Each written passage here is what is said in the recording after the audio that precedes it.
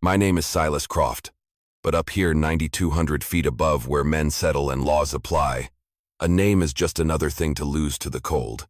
For 20 years I had made my peace with solitude, cultivating it like a farmer tends to a barren, spiteful field. I had convinced myself with a conviction bordering on madness that my best years were not just behind me but dead buried under a low Montana hillside with my wife Abigail and our infant daughter June. All that was left was waiting for the inevitable winter to claim me a slow, dignified surrender. My cabin was my tomb, my chosen resting place. It was a fortress of silver-gray logs I'd built with my own hands, driven by a grief so venomous it could swallow a man whole, leaving only the shell. The massive stone chimney was my monument, usually sending up nothing more than a thin, apologetic ribbon of smoke that seemed embarrassed by its own existence. It had kept me alive through 2 decades of punishing winters that killed weaker men, or men who had the simple decency to want to be killed. I was neither. I was simply preserved like meat, salted and hung high, waiting for a purpose that would never arrive. I woke that late November morning the way a clockwork toy winds down, slowly protesting every single turn of the internal spring. The air in the cabin was so cold my breath misted instantly, hanging in the darkness above my face. I lay rigid under the heavy bearskin, every muscle in my 63-year-old body, anticipating the pain of rising. I was listening. The wind had died during the night. That wasn't a blessing, it was a promise. It meant the heavy, paralyzing snow was coming, the kind that turned these peaks into a white, impenetrable kingdom, until spring reluctantly decided to loosen its grip, a slow, agonizing process. 63 years old, and every single one of them had left a mark that was more than just a wrinkle. It was a constant grinding ache in the joints, a sharp protest in the spine, and a hollow space in the center of my chest where my heart used to be. My feet met the cold floor, and I moved with the practiced stealth of a predator to the hearth, stirring the coals back to a hesitant, shimmering life. I never let the fire truly die. Up here, cold wasn't just an inconvenience. It was a predator that waited patiently for a moment of neglect. While the cabin warmed, I layered up thick wool long johns, canvas trousers worn soft as velvet, a flannel shirt Abigail had sewn for me before she died. I avoided looking at the fabric. I'd run 300 miles from that grief, but I wore its shroud every day. I tied my silver hair back with a leather cord, the effort seeming unnecessary yet essential. A final act of pride, perhaps. The cracked mirror above the wash basin was a relic, showing the face I'd grown accustomed to: weathered brown skin, deep lines carved around eyes and mouth, a beard that had gone from black to gray and finally to pure, blinding white. But my eyes were still clear. A pale, shocking blue like creek ice on a sharp winter morning. Abigail used to say they were the only part of me that was ever truly clean. I pushed the memory away with a surge of familiar, protective anger. The trick to surviving, I had learned, was locking the past in a dark, soundproof room in the back of my mind. Most days I wasn't strong enough to visit. I made coffee, the grounds dark and bitter from overuse. I ate cornmeal mush fried in bacon grease, standing by the window as the first light touched the peaks. The mountains were sharp against the pre-dawn sky, beautiful and deadly, like most things worth knowing or loving. My 2 horses, Storm and Grizz, nickered from the small lean-to corral. They were survivors too, having outlasted almost everything else. I checked their feed and water, noting with a grim tightness in my gut that supplies were running dangerously low. Flour, salt, coffee, the things a man couldn't make or trap. A trip down to Oakhaven Pass was unavoidable before the deep snows buried us completely, a prospect I dreaded more than a blizzard. I spent 3 hours running my trap line. The rhythm was bone-deep trap check skin cure trade. The cold bit into my hands, turning them numb, but they worked with practiced surgical efficiency. It was a life of repetition designed solely to keep thought at bay, to replace introspection with action. It was past noon when I returned. The sky had shifted to that flat, awful gray-white that meant the storm was upon us, descending like a shroud. I skinned the day's haul, 2 martins, and a fox on the workbench behind the cabin. The work was meditative, and that's when my mind betrayed me. It always did when my hands were busy. I found myself thinking about Reed Garrison. Reed was barely 17 when I'd worked as the foreman on the Walker Ranch down in Montana. An eager kid, raw and full of unspent promise, always trailing after me, asking questions that actually mattered, desperate to learn everything about horses and the unforgiving land. He reminded me with a piercing ache of the son I'd never had, the life I was supposed to live, the future that had been stolen. I'd been patient with him. He was a bright, defiant light in my drowning darkness. But the light was too bright. I could feel myself attaching, starting to care again, starting to feel that old treacherous warmth creep back into my chest. And I knew with the horrible absolute certainty of a man who's already lost everything that to love was to guarantee loss. It was a weakness I could no longer afford. So I rode away. I didn't say goodbye. I didn't explain the poison in my soul. I just vanished into these high mountains looking for a place so remote that memory itself couldn't follow. I hardened my heart to Reed's inevitable devastation. Better, I reasoned with cold logic, for the boy to learn early that people leave, that you can't count on anyone staying. That bitter, calculated lie had kept me warm, or at least preserved, for 17 years. I was stirring a pot of beans and salt pork, the same meal 1,000 times over, a tasteless ritual, when I heard it. The faint, muffled, wrong sound of a horse moving laboriously through the deep snow outside. I froze, spoon halfway to my mouth. The blood in my veins turned instantly to ice. In 20 years, no one had come here uninvited. Visitors meant trouble or tragedy, or worse, a demand for human connection. I wanted no part of any of it. I set down the bowl, the metal clanging on the rough wood. I moved to the rifle rack, picking up the Winchester. I moved to the window, peering out through the heavy wooden shutters. A single rider was approaching, leading their horse rather than riding it. Smart. The trail was treacherous even for those who knew it. As they drew closer, I realized with a sudden, sickening lurch it was a woman, and she was moving like a ghost. My first thought was that she was lost, delirious with cold. My second was that her horse was utterly exhausted, its head hanging low, dragging its feet. The woman herself moved like someone at the absolute end of her strength, operating purely on force of will. I watched her stop 20 feet away from my door. She looked up at the cabin, and then she called out, her voice clear despite the rising wind and the falling snow. Mr. Croft, Silas Croft. She knew my name. That changed everything. It meant this wasn't an accident. Not a lost hiker. Not a trapper gone astray. This was deliberate. I opened the heavy door and stepped out. The cold hit me sharp and clean, but the chill in my chest was deeper. "I'm Croft," I said. My voice was rusty, unused to the open air, sounding like gravel tumbling down a dry well. "Who's asking? You're a long way from the trail." The woman pushed back her wide-brimmed, snow-dusted hat. She was young, mid-20s at most, with strong, practical features and dark eyes that met mine without flinching. There was no terror in them, only grim purpose. "My name is Hannah Garrison," she said. "Reed Garrison was my father." The world tilted. The dark, soundproof room in my mind, the one holding Abigail, June, and Reed, rattled violently. The door I thought I'd bolted shut was being kicked in. I felt a raw, tearing sensation in my chest, a sudden, blinding pain of realization. "Reed," I repeated, the name tasting like ash and 20 years of regret. "Yes, sir. He passed 7 years ago, riding accident, broken neck.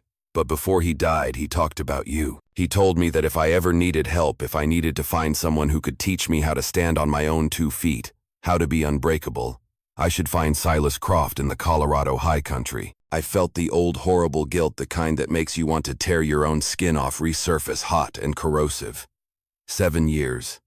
Reed had been dead for 7 years, and I'd never known. The boy I'd abandoned to preserve myself was gone, and his daughter had spent those years searching for the coward who fled. "That's a long way to come, Miss Garrison," I managed, gripping the rifle tighter. "And it's getting dark. The storm is here." "I know," Hannah said, the wind pulling at her dark cloak. "I've been riding for 2 weeks, following a map he drew on an old receipt. And I'm not going back down tonight, not when the snow's already this deep." It wasn't a request. It was an assertion of will. I looked at her, and I saw a desperate, cold determination that mirrored my own from 2 decades past, the survival instinct of someone who has nothing left to lose. "You can stable your horse with mine," I said, making a decision I knew with every certainty of my old life I would regret the moment I shut the door. "We'll talk inside where it's warm. And you can tell me exactly what you're running from." Her relief was a physical wave, swiftly masked by the control she had fought so hard to maintain. She nodded once sharply. The fortress had a new tenant. We worked in silence at the corral. The snow fell heavier, now plastering our coats and turning the world into a fuzzy gray-white blur. Her horse, a sturdy roan she called Grizz, was well cared for but utterly spent. My own horse, Storm, watched the newcomer with cautious, almost human interest. We forked hay and broke the thick ice on the trough. Every second I worked beside her, the walls of my 20-year fortress crumbled a little more, allowing in the stinging, dangerous air of human connection. Inside, Hannah stopped taking in the cabin. My home. A single dim, sparse room. My heavy log bed in one corner, the lodgepole table worn smooth from solitary use, the vast stone hearth. A hermit's den reeking of wood smoke, old leather, and bitter, strong coffee. The space was utterly devoid of softness. "Sit," I commanded, gesturing curtly to the table. "Are you hungry, starving?" She admitted, her voice a little rougher now that the adrenaline was fading. "I haven't had a hot meal in 3 days. Just dry jerky and ice water." She removed her coat, revealing a simple, practical dark wool dress. Her hair was brown, braided neatly, and pinned up, functional, not decorative. She sat at my table, and the act, her casual, undeniable presence in my most sacred, guarded solitude, unsettled me deeply. It felt like a trespasser moving furniture in a tomb. I heated the beans and salt pork, poured the black coffee into 2 tin cups, and set the food down. Hannah ate with a focused, desperate hunger, neither dainty nor wasteful chewing, thoroughly never dropping a crumb. I watched her hands. They were work-roughened, capable, with broken nails and old scars. Her father's hands. "Tell me about Reed," I said, when the absolute edge was off her hunger. My voice was tight. "How did it happen? Was he alone?" She set down her spoon, her gaze fixing on the steam rising from the coffee. "He was thrown. A new horse, skittish, spooked by a snake. He hit his head on a low fence post. He lived 2 days mostly unconscious in the house. But there were moments he was clear," they said. "That's when he talked about you." The old guilt clawed at my gut, burning hot enough to make me wince. I should have been there. I should have been a better man. "He never blamed you," she said, quickly, softly, as if reading the thought in the sudden tightening of my jaw. "He told me about your wife Abigail, your daughter June. He said you'd taught him that sometimes a man has to walk away from everything he loves to save the small broken piece that's left of himself." The analysis was too sharp, too accurate, shattering the convenient lie of my self-preservation. I stood abruptly, moving to the window. Outside, the snow was falling in earnest, already a thick white blanket that promised confinement. "Why are you really here, Hannah?" I asked, my voice flat, my back to her. I needed the truth raw and cutting. "Your father's been gone 7 years. Why now? Why me?" I heard her take a deep, stabilizing breath, the sound of someone preparing to tell a terrible truth. "Because I'm running," she said, simply, devastatingly. "And I don't have anywhere else on this earth to go." I turned to face her. In the firelight, she looked both heartbreakingly young and terrifyingly old, carrying the weight of the world on shoulders too slight for the burden. Running from what I asked, though, the answer was already coiling in my stomach. There were only so many reasons a young woman fled into the high-killing wilderness. From a marriage I didn't want, and a life that wasn't mine, Hannah said, meeting my gaze directly. Her eyes were blazing with a barely contained fury. "From a man who thinks he owns me because his family paid my father's debts. From a life that would kill me slower, more surely than any mountain winter." My own rage, dormant for 2 decades, stirred powerfully, the old furious indignation at injustice. Powerful men treating women like property. I knew that story. It was as old as the mountains themselves. "His name is Marcus Cade," she began, her voice carefully controlled but laced with simmering venom. "His father owns the largest ranch in our part of Wyoming, money and influence that run deeper than any creek bed. When my father died, our ranch was small and there were crippling medical bills. I was managing, barely trying to hold things together, but then my worthless uncle showed up." I listened, jaw tight, as she described the familiar predatory pattern, the greedy uncle. The money offered the pressure, the forged signature on the deed. The KDs paid $500 to clear the debts. Hannah continued, her voice shaking slightly with the humiliation of it. "In their eyes, they own me now, a part of the deal. Marcus came to collect me 3 months ago. I told him no. I told him I'd burn the ranch down before I went with him. He said it wasn't up to me, that I was a child to be managed. So you fought," I stated, nodding slightly, feeling a grim, dark satisfaction. "I fought," she confirmed, her eyes fierce, remembering the heat of the conflict. "He grabbed me hard. He said he'd teach me manners. I broke his nose with the butt of my father's Winchester." A ghost of a genuine smile, the first in years, touched my mouth. That must have surprised him, I imagine. It did, but it also made things worse, much worse. He left, but he swore he'd be back with the county sheriff, saying I was unstable, dangerous, a runaway. I knew I had to leave before they could lock me up or drag me to a church and force a vow. She leaned forward, her elbows on the table, desperation giving way to plea. "I rode 300 miles on the word of one old trapper and a rough map. My father trusted you more than anyone. He said you were the finest, most honorable man he'd ever known. I figured if I could find you, Elias, maybe you could help me figure out what to do next. How to be unmanageable. I stood and walked to the small shelf where I kept my few personal possessions. I reached behind a stack of forgotten books and pulled out the small wooden box. I opened it and placed it before her, revealing the single faded tintype photograph of Abigail and June. The sight of their faces was a new raw pain, no longer numb. Abigail and June, I murmured, my voice thick with unshed tears. Fever. 23 years ago. June was 6 months old. Abigail went 3 days later. I tried to keep working, but every creak of the house, every rising sun, every horse I rode reminded me of them. I started drinking hard. I didn't want to be saved. That's when Reed showed up. I continued, sitting down heavily. 17 years old, raw, eager as a loyal puppy. He followed me everywhere, asked 1,000 questions, needing a father, needing a teacher. He wouldn't leave me alone, even when I was cruel to him, even when I tried to push him away. And slowly, without meaning to, he gave me a reason to get up, a reason to be sober. Teaching him, watching him grow, it helped. He loved you like a father, Hannah said softly.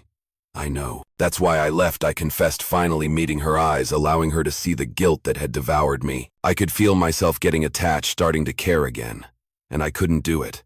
I couldn't risk loving someone and losing them again. I didn't have the strength to survive that. So I rode away, just vanished. But the fear followed me. Loss always does, Elias, Hannah whispered, her tone utterly compassionate. She reached into her pocket and pulled something out, something small and dark. She set it on the table between us. A small wooden horse carved by hand, worn smooth by years of handling. My breath hitched violently. I knew that horse.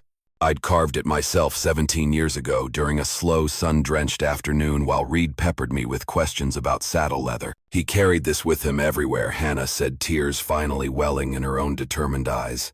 After he died, I found it in his vest pocket with a note wrapped around it. It said, "This horse was made by the best man I ever knew. If you need help, find Silas Croft. He'll know what to do." I picked up the horse. It was rough work, the proportions slightly off the legs, too short. But I remembered the afternoon, the warmth of the sun, and the look of pure, unadulterated joy on Reed's face when I'd handed it to him. He'd beamed as if I'd given him gold, a father's blessing. "I don't know what to do, Hannah," I admitted, my voice raw, broken. "I don't know how to help you. I'm just an old man who has perfected the art of hiding." "You're more than that," she insisted, her voice firm, cutting through my self-pity. "You're the reason I rode 300 miles through mud and snow. You're my last best hope." The terror of purpose flooded me, sharp and overwhelming. I wanted desperately to deny it, to send her away, to retreat back into the comfortable, painless cold of my solitude. But holding that simple wooden horse, looking at Reed's determined daughter, I couldn't. The guilt was too heavy. The unspoken promise to a boy long dead was too binding. "The Cadies will come looking," I warned, my gaze fixed on the snow piling up outside. "They won't just let their property disappear." "I know. But when they get here," Hannah's jaw set in a hard, uncompromising line, "then we deal with it. Together. Together." That word had no place in my world. It was a threat, a liability, a vulnerability. Yet hearing it felt like a door opening onto a sunlit landscape I hadn't known existed. "I'll teach you what I can," I finally heard myself say, the words dragging themselves out of my throat. "How to survive up here. How to turn a mountain into your weapon. When spring comes, we'll figure out your next step. But I can't promise anything beyond that, Hannah. I'm not the man your father thought I was. I'm just someone who learned how to survive alone." "That's exactly what I need to learn," she replied, her conviction absolute. "How to survive. How to stand on my own. How to be strong enough that no one can ever own me, body or spirit." I nodded slowly, the weight of the task settling on me. "Then that's what I'll teach you. But winter up here breaks people who aren't ready for it. It will test your will until it snaps."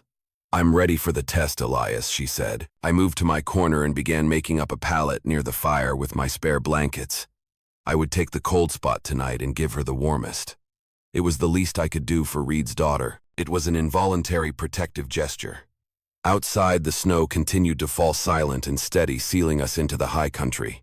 I had thought my story was finished, completed, and bound up in grief. But as I looked at Hannah curled up by my fire, already drifting into exhausted, peaceful sleep, I felt a tiny, fragile flicker of hope, the most dangerous and perhaps the most necessary emotion of all. I woke the next morning to the smell of coffee and bacon.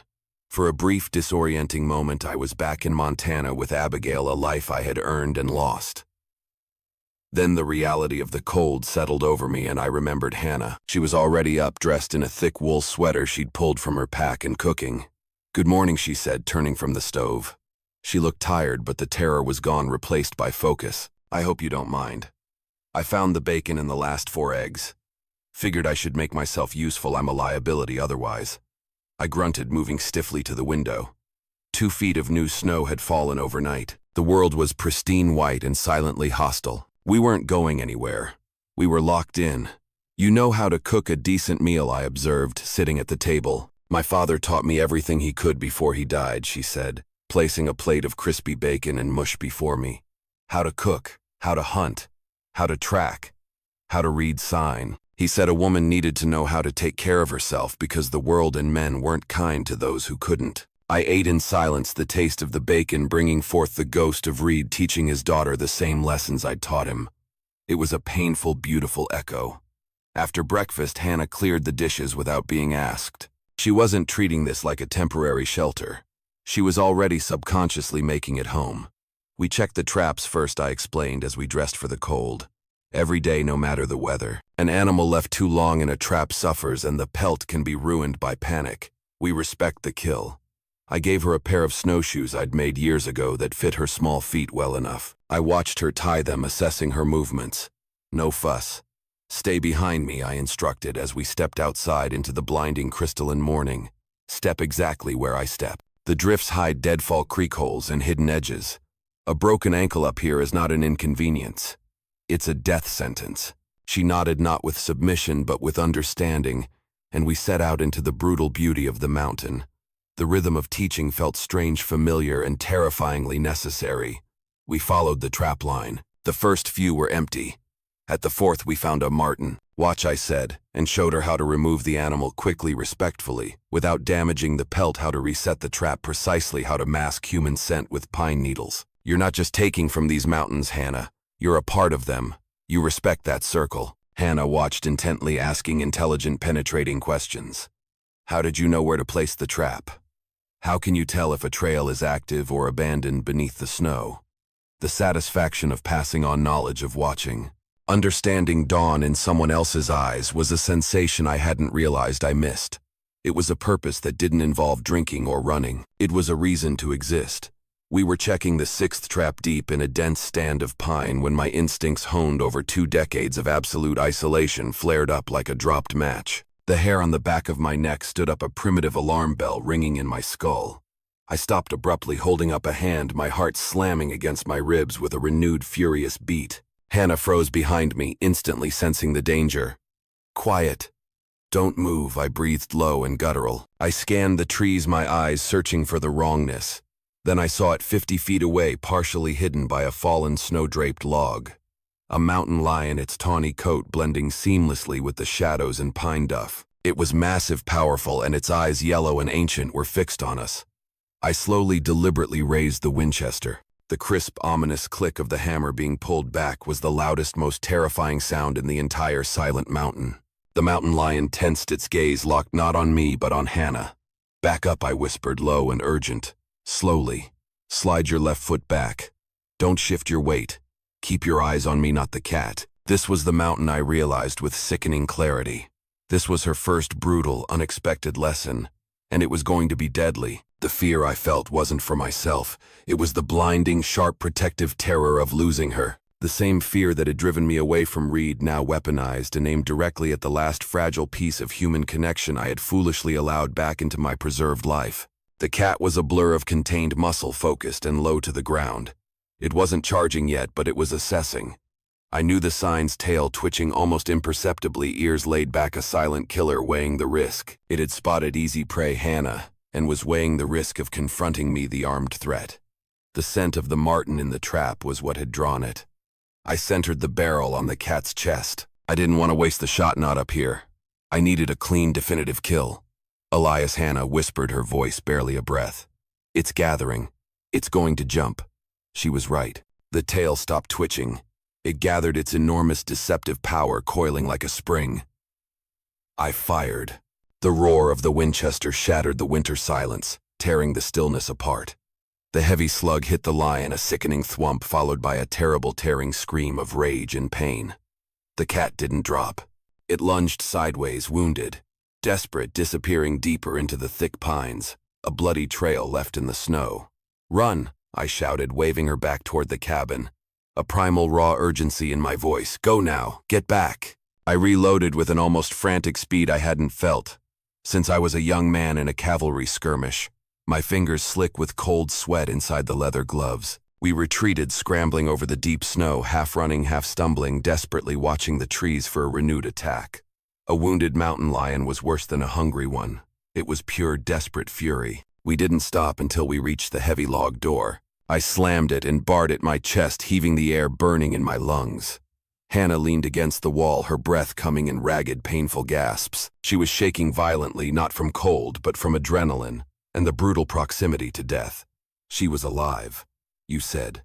"You were just an old man hiding," she choked out, trying to steady her hands. "I'm a man who learned how to kill to survive." I snapped the old harshness, returning instantly as a defensive reflex. I couldn't acknowledge the fear, the tidal wave of relief, or the fierce protectiveness that was burning through my veins. It was the marten's blood that drew it.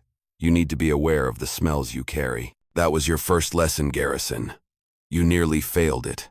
She straightened, immediately wiping the snow from her face. The reprimand, though brutally unfair, seemed to ground her, pulling her out of the shock. She met my gaze, her eyes hardening. "I understand," she said, her voice firmer, now accepting the responsibility. "We can't leave it wounded. We'll need to track it at first light." "No," I said instantly, too afraid to go back out there. "It's wounded. It's too dangerous. It will be in agony. You can't leave it to suffer, Elias. And it's wounded near the trail. It will come for Storm and Grizz, or it will wait for us to go out again." She was right.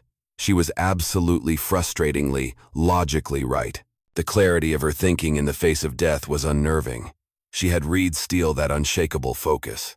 "We go at dawn," I conceded, lowering the rifle but not setting it down. "And we go with extreme caution." That was $500 of prime pelt we lost too.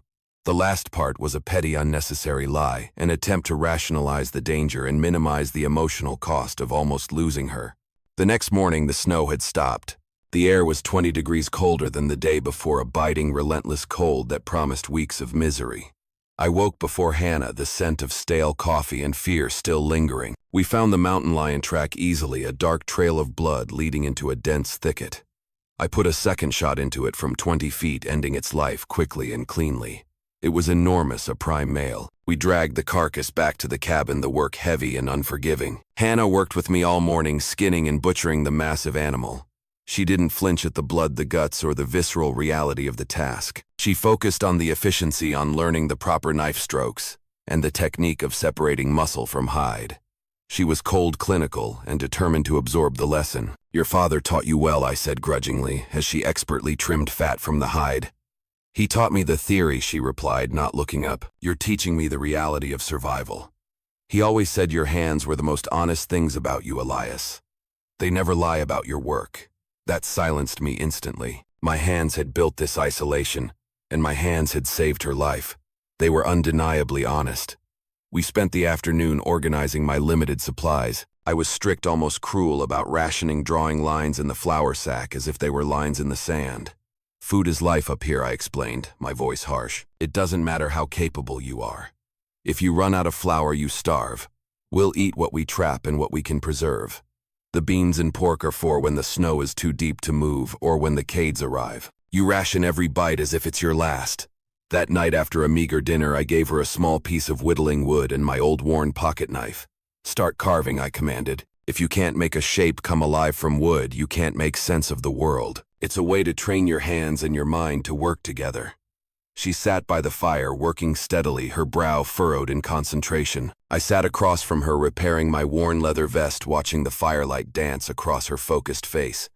I finally spoke what had been churning in my gut since the mountain lion incident. It had to be said. "You need to know the whole ugly truth, Hannah. About Reed. When Abigail in June died, I was broken. I drank until I couldn't see my own hand. Reed was just a boy, but he was loyal. He was the only thing holding me together, the anchor that kept me from drifting into death. He made me want to live. I met her eyes across the small table, and that's why I left. I confessed the words tasting like copper. I saw what losing them did to me, and I knew that if I let myself love him like a son, and something happened to him, if he died, that would finish me. I chose the certainty of my own pain and isolation over the possibility of losing someone else I loved. I chose cowardice over life. Hannah stopped carving. She looked down at the wooden horse I had given Reed, which was still on the table. "He knew Elias," she said quietly, her voice full of adult understanding. "He didn't hate you. He understood. He carried that wooden horse because he knew you didn't leave because you didn't care. You left because you cared too much. That's the honor he talked about. Choosing solitude over self-destruction. He saw your pain, not your weakness." Her forgiveness, so easily, quietly given, felt like a burning coal pressed against my chest. It was undeserved, and it shattered my self-imposed guilt. "The Cades will arrive when they feel the need to assert their ownership," I said, changing the subject, unable to bear her absolution. "The moment the trails are clear enough, they'll send someone. We have until then to turn you into iron." "Good," she said, picking up her knife, the fear completely gone from her face. "I'm ready for the fire, Elias." The weeks that followed blurred into a brutal, monotonous cycle of work, punctuated only by the deepening cold. The winter settled in with a vengeance, driving the temperature regularly below zero. The sun became a cold, distant spectator. I taught her to read the snow, to distinguish the light-packing flakes from the heavy, suffocating drifts. I taught her how to set snares, how to reload the Winchester blindfolded, how to start a fire in a whiteout using nothing but flint and birch bark. She was an infuriatingly quick study. She never complained. She only asked why. "Why this way and not that way, Croft?" she'd ask, adopting the harsh nickname I'd given myself. "Because that way gets you killed, Garrison," I'd respond, allowing no softness. I called her Garrison. Calling her Hannah was too intimate. Calling her by her first name meant acknowledging the terrifying, life-giving warmth she brought to the tomb I called a home. One evening, nearly a month into her stay, she was preparing a rabbit stew. The thick steam filled the cabin, and for the first time in 2 decades, the air smelled like something other than wood smoke, leather, and loneliness. It smelled like life. When I left Reed, I said, staring into the stew pot, I broke his heart, and I broke my own. I told myself it was self-preservation, but it was the purest form of cowardice I've ever known. Hannah stirred the pot, the metal spoon scraping against the iron. "My father was heartbroken, yes, but he found his own strength. He didn't break. You gave him the framework, Elias. You taught him how to build a life from the ground up, even if you weren't there to watch him finish it. That's what I want from you now." I looked at the young woman in my cabin, standing by the fire, commanding the space. The lines of exhaustion were etched deeper on her face, but there was a new hard light in her eyes. She was no longer running. She was preparing. "You're not afraid anymore," I observed, testing her. "I'm terrified," she corrected me, her gaze sweeping over the dark cabin walls. "But I'm not helpless. When I rode in here, I was a victim, a runaway. Now I have a rifle, a set of skills, and a plan. Helplessness is worse than fear, Elias." I nodded slowly, taking the full measure of her statement. That was a lesson worth 300 miles of riding and 20 years of isolation. The deepest cold arrived in the first week of February. It was so cold that the oil in the lamps thickened and the water barrel froze solid despite being inside. That morning, as I chopped wood, I felt a familiar sharp pain in my chest. It wasn't just the cold or the old injury. It was the guilt, the fear, the resurfacing love. It was all coming back. I realized I had not merely allowed Hannah into my solitude. I had risked my entire preserved existence for her. If she left, if she died, if the Cades caught her, the loss would be infinitely worse now than the loss of Reed had been, because I had consciously chosen this attachment. I had chosen the terror of life over the peace of death. I came back inside, throwing a massive log onto the fire. "We need a plan for when they come," I stated without preamble.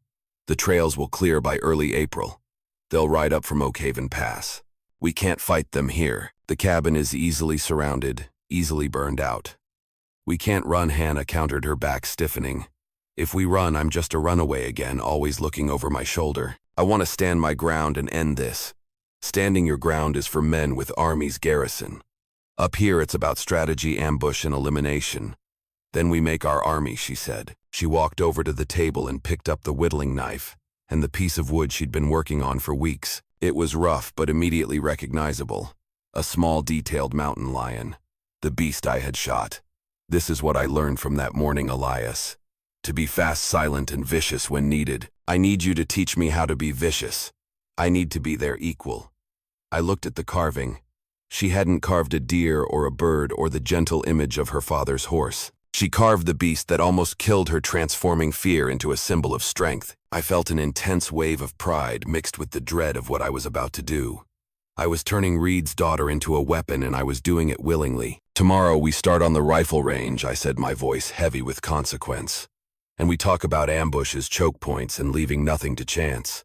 The last of the deep killing snow fell in mid-March. By early April, the trails began to soften and thaw. The streams swelled and the mountain became slushy, treacherous, and passable.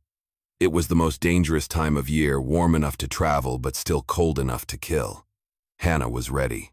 She was leaner, stronger, her hands calloused, and she was more proficient with the Winchester than most ranch hands I knew. She understood the land because she had survived its worst. She understood the enemy because she knew the nature of men like Marcus Cade. 2 weeks into April, I was chopping firewood, reveling in the sudden gentle warmth of the sun when I saw the smoke signal. A small intentional curl, dark and arrogant, rising from the valley below Oakhaven Pass. Not a natural smoke from a settler's fire, but a message. The Cadies were moving. They were coming to claim their due. I dropped the axe, the steel ringing loudly on the frozen ground, and sprinted for the cabin. Garrison, get your gear. They're here. The trails are open. Hannah was calm. Too calm.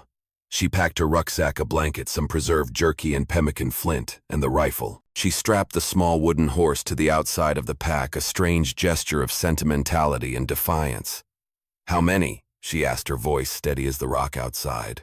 At least 3, maybe 4. They won't send the law. They'll send their own men, hired guns to retrieve property. They'll be heavily armed and riding fast. They want this to be quick and final. We go to the Box Canyon. The Box Canyon was 3 hours higher, accessible only by a single narrow exposed rock ledge, a perfect natural choke point. Yes. We take the horses to the upper meadow and cut them loose. We go on foot. I will take the point. You follow my lead. Do not stray. No, she said, looking me directly in the eyes, her pale blue gaze so like my own, demanding accountability.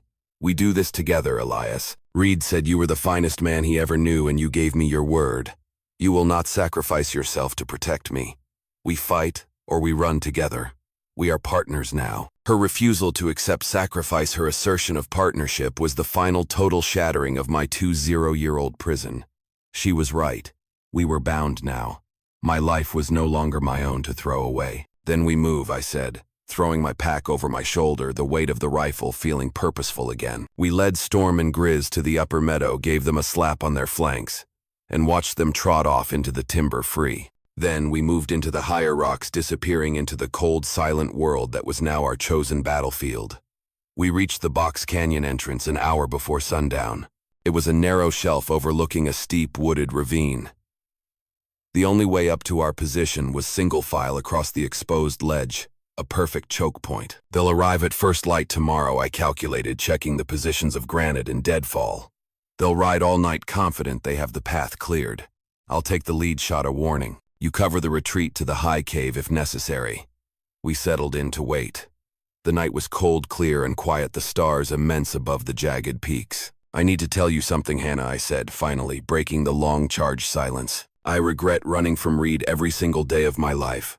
You're the closest I'll ever get to telling him I was wrong, that I was a coward. Hannah reached out across the snow-covered ground and placed her hand on my forearm. Her grip was firm, warm, and utterly non-judgmental. He already knew Elias, she said, using my first name without hesitation. He knew you loved him. He showed me how to ride 300 miles to find that love. That's why I waited for you to accept me. Not to find a savior, but to find a partner. The words hit me like a physical blow, breaking down the last barrier of my shame. I've waited for you. She hadn't been looking for a replacement father. She had been waiting for the man I used to be to finally accept his own vulnerability. I swallowed the pain of the last 20 years, finally receding enough to let a strange, fragile, beautiful hope take root. They arrived at the canyon mouth just as the sun cracked the eastern ridge, 4 riders, heavily armed men built for intimidation, not subtlety. I recognized the lead rider immediately, Marcus Cade. He was large, arrogant, wearing a fine wool coat that looked utterly out of place and clearly infuriated by the long, frustrating chase. They dismounted and began ascending the narrow ledge, Marcus Cade in front swaggering. They weren't being subtle. They were certain they had found the end of the line. Croft Cade bellowed, his voice echoing cruelly. "We know you're up there. Send the girl down now and we let you keep your miserable frozen life. Don't make this a bloodbath, old man." I raised the Winchester, sighting down the barrel. "Cade," I shouted back, my voice echoing off the canyon walls, sounding younger, stronger than it had in decades. "You've ridden 300 miles for a mistake. Turn back now." Marcus Cade laughed, a harsh, dismissive sound that bounced off the rock. "An old trapper and a runaway bride. This isn't a fight, Croft. It's a chore. I'm giving you one last chance to stay out of it. The girl is my property." "She is no one's property," I corrected, the words flat and cold as a sheet of creek ice. "And you're trespassing. The only way you leave this canyon is on your own terms or on mine." I didn't wait for his response. I fired. The shot was not aimed at Cade. It was aimed at the granite wall 6 inches above his head. The slug ricocheted with a violent whine, exploding into a shower of sparks and rock dust, kicking up a blinding cloud of fine sediment. The sound of the blast in the narrow canyon was deafening, a physical blow that staggered the men. Cade swore violently, clutching his face, which was already bleeding from a graze of flying rock. His men, startled and disoriented, began fumbling frantically for their own weapons. "Hannah now," I commanded, not a request, but a partnership. Hannah fired. Her brass round, carefully loaded, struck the front leg of the horse belonging to the man directly behind Cade. It was a crippling shot, expertly placed. The animal shrieked, collapsing instantly on the narrow ledge, throwing its rider into the sheer rock wall. The fallen horse completely blocked the only path forward or back for the men still on the ledge. The remaining 3 men, Cade and the 2 behind the downed animal, were pinned, terrified, and focused on survival, not pursuit. "You have 2 options," I roared, making sure my voice carried authority and finality. "You drop your weapons and ride back down on foot, or you die on that rock. The choice is yours." Cade, wiping blood from a deep gash on his forehead, was furious, his face contorted in a mask of impotent rage. "He's bluffing. You flank them, you fools. Get up there." But his men were already looking over the edge of the ledge, seeing the sheer drop. Their horses were gone, their path was blocked, and a wounded man was pinned beneath a dead animal. They were professionals, not fanatics. One of them, a gaunt man in a dusty coat, slowly raised his hands above his head, dropping his sidearm. "We surrender. Don't shoot. We ain't paid to die over a girl." Cade turned on him, fire in his eyes. "You coward. That girl is K-Rack." The second terrifyingly precise shot came from Hannah. It hit the granite ground inches from Cade's boots, kicking up dirt and rock chips that stung his ankles. He danced back, hopping his initial bluster, finally breaking under the reality of the threat. "I won't miss the second time, Marcus," Hannah said, her voice clear and strong, cutting through the canyon air. Her eyes, pale blue like my own, were focused and unwavering. "The debt is paid. Now you leave my life in this mountain." Cade looked from her to me. He saw the cold, efficient killer I had been for 20 years resurrected and aiming at his throat. He saw the daughter of Reed Garrison, who had traveled 300 miles to find her backbone and her weapon. He saw a fight he could not win. With a final venomous snarl, he threw his rifle and his sidearm to the ground. His remaining man followed suit, relieved. "We'll take our man and the horses." Cade spat, his voice shaking with humiliation. "You haven't heard the last of this, Croft. I'll send the authorities next time you have heard the last of me." I promised, my voice iron hard. "If you ever ride this far north again, Cade, I will not hesitate to kill you. Now go." We watched, rifles held steady, as they worked to clear the ledge. They helped their injured comrade climb over the dead horse, and started the long, humiliating walk back down the canyon, leaving their expensive, useless weapons behind. The silence returned, but it was a new silence. Not the empty vacuum of my old life, but a stillness earned through terrifying shared action. The air, despite the cold, felt lighter. We waited an hour to ensure they were well and truly gone, listening for the faint sounds of their retreat. Then we moved out of the canyon, collecting their discarded rifles and the bloodied saddle of the downed horse. We didn't speak until we reached the lower meadow, where we had released Storm and Grizz. We found the horses grazing peacefully. We saddled up and began the long, reflective ride back to the cabin. "You shot the horse," I observed, finally breaking the silence. "It was the fastest way to pin them without killing a man, Hannah." replied her own voice, steady but tinged with exhaustion. You taught me strategy, not just marksmanship, Elias. You taught me how to use the terrain. I looked at her, her small frame silhouetted against the setting Sunday. She was a woman forged in the crucible of the cold, an equal partner. Your father would have been proud of you, Garrison. I said the words, a strange lump of emotion in my throat. Thank you, Elias. We rode the final miles in a comfortable, deep silence, the silence of two people who had faced death and found their necessary footing. Back at the cabin, we lit the fire. I barred the door not out of fear but out of finality. The space no longer felt like a tomb. It felt like a home smelling of wood smoke, coffee, and the faint metallic scent of gun oil and fresh spring snow. I sat at the table and placed the small wooden horse between us. I picked it up, turned it over, feeling its worn smoothness, and then looked at Hannah. What now? I asked the question, open and honest, admitting my own uncertainty for the first time in my adult life. I was adrift but no longer afraid of the sea. Hannah took a deep, shuddering breath of relief. Now we decide if we stay or if we leave. She leaned across the table, her dark eyes intense. You don't have to hide anymore, Elias.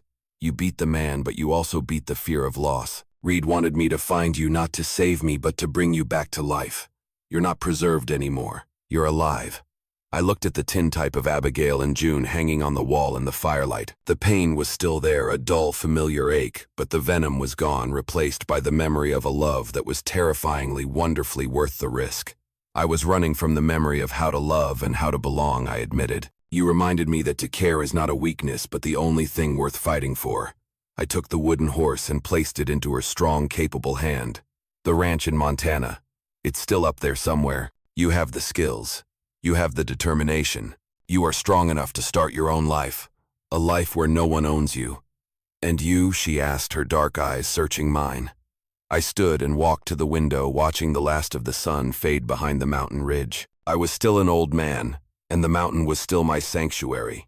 But it was no longer my prison. I'm tired of running, Garrison, I said, finally turning to face her, a genuine smile, the first in decades, touching my lips. I'm going with you. But if we're going to start a ranch, we're going to need a lot more coffee, a better rifle, and maybe a few less beans. Hannah smiled back, a genuine, joyful, relief-tinged smile that lit up the whole cabin. It was the face of a woman who had fought for her life and won. Then let's plan a trip down to Oak Haven Pass, she said. We need supplies for a journey. Together, the fire crackled warm and vibrant. I hadn't been saved. I had chosen to live. And the long, cold wait was finally over.